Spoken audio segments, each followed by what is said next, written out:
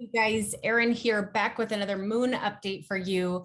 We are having a full moon coming up this Tuesday. That will be June 14th at 4:51 a.m. Pacific time. Now, the time is going to be different if you're in a different time zone. That's Pacific time. I do like to pay attention to what time the new moons and the full moons peak, because I like to pull out my journal at least hours leading up to the new moon or the full moon, sometimes days before, and write down. For the new moons, I write down what I'm trying to manifest, because the new moons are times for new beginnings. And with the full moons, I write down what I am grateful for as far as the growth that I've experienced that is in alignment with the zodiac sign that the full moon is peaking through. Okay, hope that made sense. I like to pull out my journal, write down what I'm grateful for. And also, every full moon is the peak of this growth cycle. Okay, so this is the peak of the lunar Sagittarius energy that began about 6 months ago when we had a new moon in the sign of Sagittarius. Okay, so this is the peak of that growth cycle. So I, honor my growth that has to do with the Sagittarius energy, but then the moon directly after the full moon, it starts to wane. And so it's also time to think about what we want to let go that's not serving us, that is involved with this Sagittarius energy. And also, we all experience this as a collective, but it's also very, very unique to each and every one of us, depending on where the sign of Sagittarius comes through your natal chart and maybe what kind of connections are being made with other celestial bodies. So that's why an astrology reading is so massively beneficial. With my readings, I make sure that you get the recording of the reading so you can go back into your chart and see which area of your life this Sagittarius energy manifests through. Okay, so Sagittarius is this very optimistic energy. It's the mutable fire sign. By mutable, I mean that this energy is very adaptable. All the mutable signs have this tendency to find one thing interesting, and then very quickly something else seems more interesting, and then something even more interesting over here. But the fire energy comes, it's hot, it's ready to go. This is a very adventurous energy. Not only that, but it's ruled by Jupiter, the great Benefic. So this energy is all about abundance, faith, luck, optimism, again, long distance travel. Okay. Jupiter influences this energy of having faith. The opposite sign of Sagittarius is Gemini. Gemini is like, no, we got to pay attention to the facts. And Sagittarius is like, no, we can have faith. Okay. It can also even be a little bit associated with natural law, by no means connected to the weird legal system that we have in place these days, but more so natural, real law. Can also be very much associated with philosophy, wisdom, even going on to being a professor at a university. This energy loves to learn about higher learning and advanced knowledge. Okay, so this is that Sagittarius energy, and this is the peak of that lunar Sagittarius growth cycle. Okay, so it's time to honor our growth with all of these things, all those things I just mentioned. Okay, so now what I'm going to do is share my screen with you and show you all the other things that are going on, or pretty much all the other things that are going on at the time of this full moon. Okay, so what we're looking at here is kind of like a snapshot of the tropical zodiac at the time of this full moon. Okay, now for those of you who are new to my recordings, I work with geocentric Western astrology. So that said, we are here in the middle here. Okay, this is Earth. These symbols right here, like here's the sun, here's Mercury, here's Venus, here's Uranus, here's Mars, here's Jupiter, here's Neptune, Saturn. Okay, that's where they will be in astrologically at the time of this full moon. These symbols right here represent the zodiac signs that these things will be beaming through at the time of this full moon. Now, for some of you who are a little more advanced with astrology, please pay no mind to the houses, because it will be different based on your location. When I'm talking about houses, I'm talking about these things that look like a slice of pie. Just as an example here, let's get started talking about this moon. This right here is the symbol for the moon. And this full moon takes place at 23, this is 23 degrees Sagittarius. That's the symbol for Sagittarius, in 25 minutes to be exact. Now, everybody on Earth using Western astrology, we're all experiencing a 23 degrees Sagittarius full moon, but it could be in any other place on this circle on this zodiac, depending on your location. Okay, so hope that was clear. Now, this 23 degrees Sagittarius, this puts us in something called the third decan. It's like late in the season of the Sagittarius energy. So it's actually got a little twist of Leo energy as well, which is, in my opinion, great, because Leo is the fixed fire sign. It's a little more stable and it can be a little more, set in its ways, where Sagittarius is wonderful because it's super bouncy, but that Leo energy can hold it a little bit more steady, because this sign of Sagittarius can, it's actually very much associated with like the sciatic nerve system. The combination of Gemini and Sagittarius have a lot to do with the sciatic, and there can be this kind of like hyper nervous system activity, especially with a full moon in Sagittarius. In fact, I noticed that I don't get as good of a night of sleep when the moon is especially peaking or getting full in the sign of Sagittarius, because it is so fiery and adventurous and just wants to be playful and have fun rather than letting me sleep. Okay, now let's look at some aspects coming off of this full moon. First of all, let's focus on this big old red line that you see going across the chart here. That's called an opposition. It happens every single time we have a full moon. Here's the sun. Every single time we have a full moon, it means the sun and the moon are at opposite sides of the zodiac. It's like they're looking at each other and they're honoring this growth. Okay. The moon is the mother, the sun is the father. That's Western astrology. And they really are, that's the way I see it. And they feel it, that they're looking at each other and honoring all of this growth. And then the moon starts to wane, and it's time to start to let go of some things that didn't serve us through this growth cycle. Okay, so here's the sun at 23 degrees Gemini, which we're coming towards the end of Gemini season here. It's been a lovely one, a little sporadic, but absolutely wonderful at the same time. Gemini is this sign of communication and sharing information. And what's really great about the time at this full moon, this right here is Mercury, which is Gemini's ruler. Okay. And Mercury will have just entered into Gemini. It will be at 0 degrees Gemini. Now, that said, Mercury's like, he's in his own castle. He gets to function the way he wants to. He knows where everything is. He's working super comfortably, but also with a lot of strength, because it's 0 degrees. Anything that comes through at 0 degrees has like kind of an extra potent amount of that, whatever the zodiac sign is coming through. So this is really strong mercurial energy. Now, Mercury rules our communications skills, amongst other things. Mercury has a very strong influence on our conscious awareness, like what we're focusing on. Okay. So people could be kind of extra focused for this full moon. I will say this, when we have a full moon, our emotions can definitely be heightened. So that's something to be mindful of. But as long as we've got our emotions under wrap, this could actually be a really nice time for a business meeting, or I talk about business meetings when and when not to have them, because I have a lot of business people who are my clientele. So this leading up to this full moon could actually be a wonderful time for a business meeting, or even just sharing that important information. We just had this new moon in Gemini. My last recording, I was kind of encouraging you guys to prepare for that time while Mercury was in retrograde then. Now Mercury's moving forward, so the communication skills can flow with a little more ease and grace.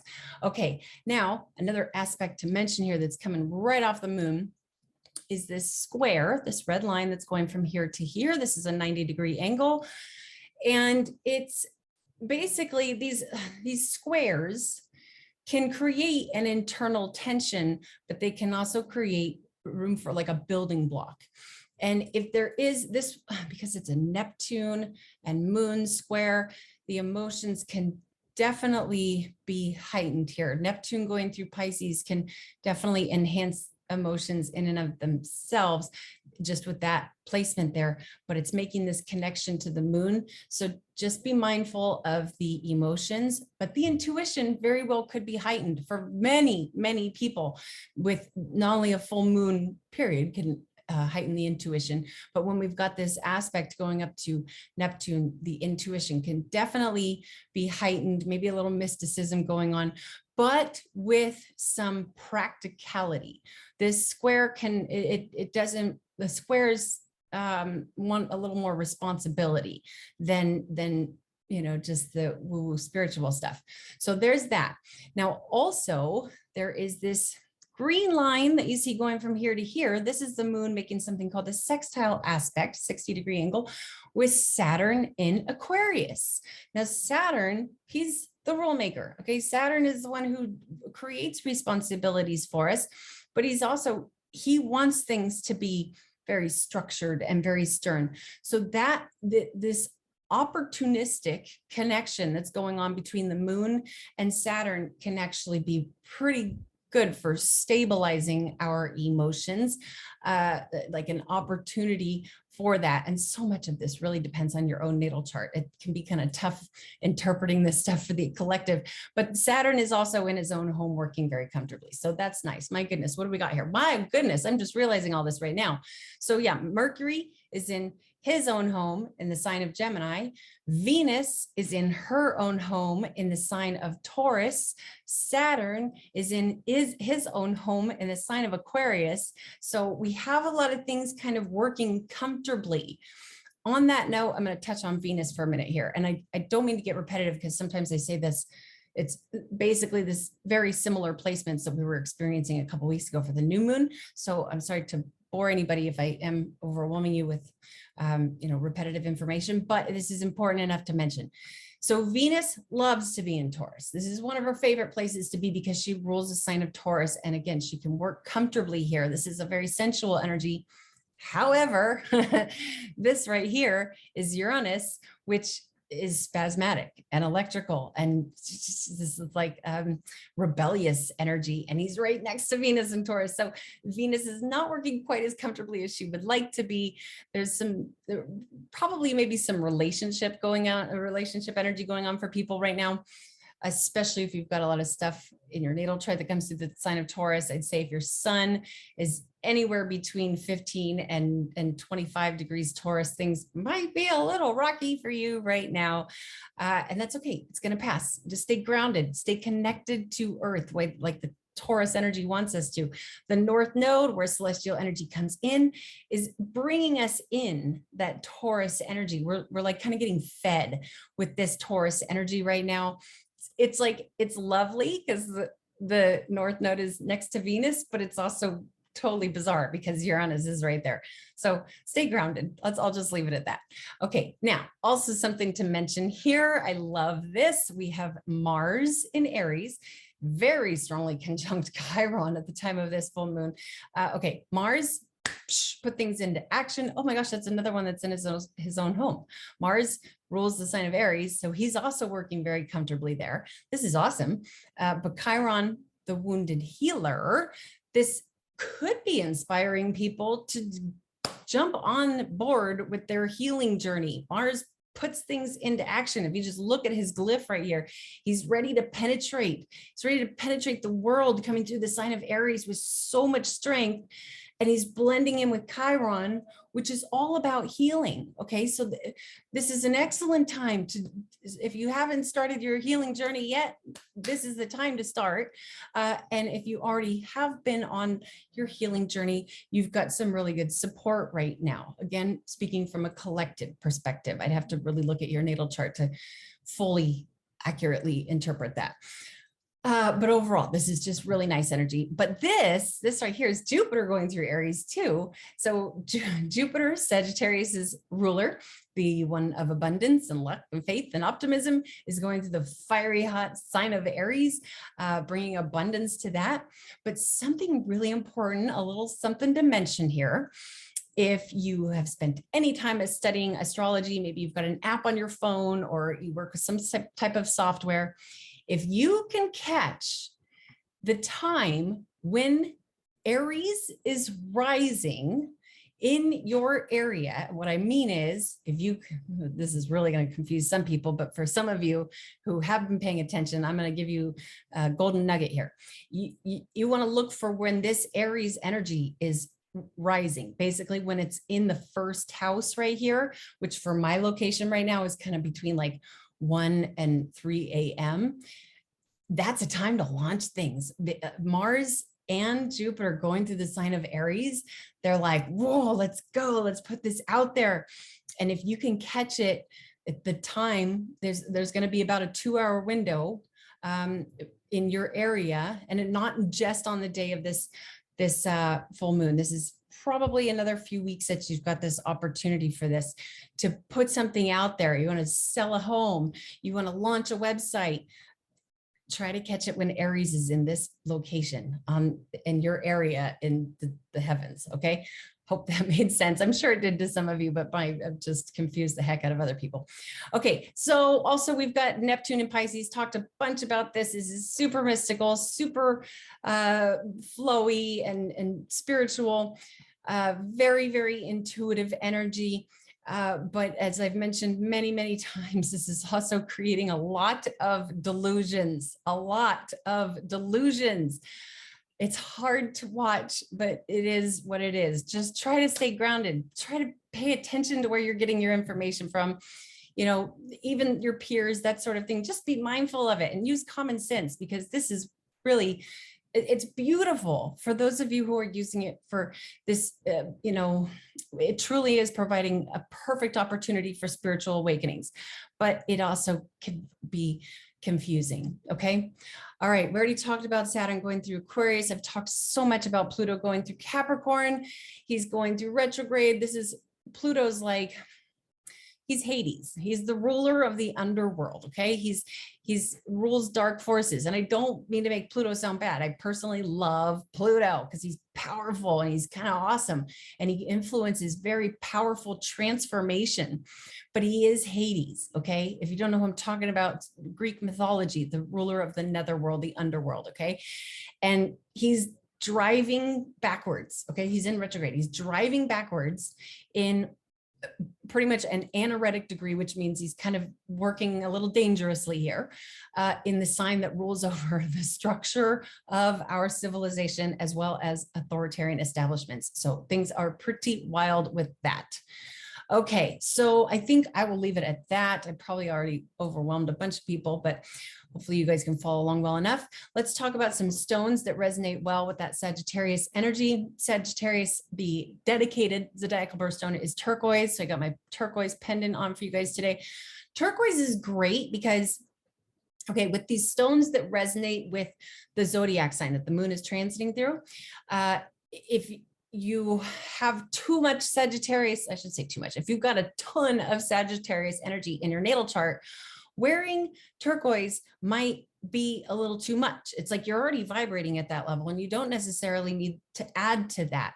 However, turquoise is kind of like all reliable. Turquoise is a pretty safe stone for anybody, but I always recommend, if you just don't know, if the gemstone is right for you or whatever, because you very well could be, again, like kind of amplifying things just too much in your body if you're wearing the wrong stone, or holding things back, restricting things if you're wearing the wrong stone. So I always recommend that when you write in your journal, or just write on a piece of paper or whatever it is, put the stones on top of the journal, because then it's away from your body and it's more just keeping your words, you're casting spells in your journal, and you're putting that in a healthy and happy like resonance with what's going on up in the heavens. Okay. But to mention a few other stones, I'm really excited to mention this one. I always get excited about Sagittarius season, or Sagittarius moon, or the Sagittarius season, because it also resonates really well with one of my favorite stones. These are called Herkimer diamonds. There's kind of a bigger one right here. They are not diamonds, but they are called Herkimer diamonds because they were discovered in Herkimer, New York, and the miners thought that they were diamonds. They're actually quartz, and there's these little tiny black dots in there that I forget what that stuff is called. Regardless, Herkimer diamonds are so good for enhancing your psychic capabilities. If you're somebody who's trying to work on that area of your life for any reason, for anything, it doesn't necessarily mean you're trying to become a professional psychic, just you want to use your intuition. Herkimer diamonds are awesome for that. Okay. Also another stone that resonates really well with the sign of Sagittarius is another one of my favorites is blue denim lapis, actually really any kind of lapis, but this stone is very, very protective. I have heard that it does have this tendency to put out a little like radiation type of energy, but I've never felt that. I've always felt super grounded holding on to a big old piece of lapis. I've also got a big lapis pendant that I'm sure some of you have seen me wear because I love lapis. It's one of the top recommended stones from Edgar Casey. Okay, let's see. Sagittarius rules the hips and the thighs. It's a really good idea to pay a little extra attention to that part of our body, especially when the moon is full, going to the sign of Sagittarius. However you want to go about that, you know, maybe special yoga poses, something like that. And for people who are really sensitive, which I know many of you are, you might feel it. You might notice that like depending on what's going on in your chart, maybe there's a little tension going on in your hips or your thighs. You know, again, some special yoga poses for that would be ideal. But again, I think I mentioned this earlier, the polarity between Sagittarius and Gemini can kind of have a strong effect on what's going on through here. I mean, even like the Kundalini, again, even like the sciatic nerve, it's just a really good idea to make sure you're staying centered and grounded with a full moon in Sagittarius. Okay, so that was a lot of information. I hope I made sense of all of that for you guys. If you would like to schedule an astrology reading, please go to my website, erinwageastrology.com, and you can schedule straight through my website. There's a link on top that says book online. If you can't find an available time for yourself, generally speaking, my hours are between 11 a.m. Pacific time and 7 p.m. Pacific time. But I do get quite a few clients from overseas where they're coming from a totally different time zone. And I understand that that time might not be so convenient for you. So I can be flexible. So if that's the case, please do send me an email at erinwageastrology@gmail.com. And I do hope to hear from some of you. Okay, you guys, until next time, namaste to all of you.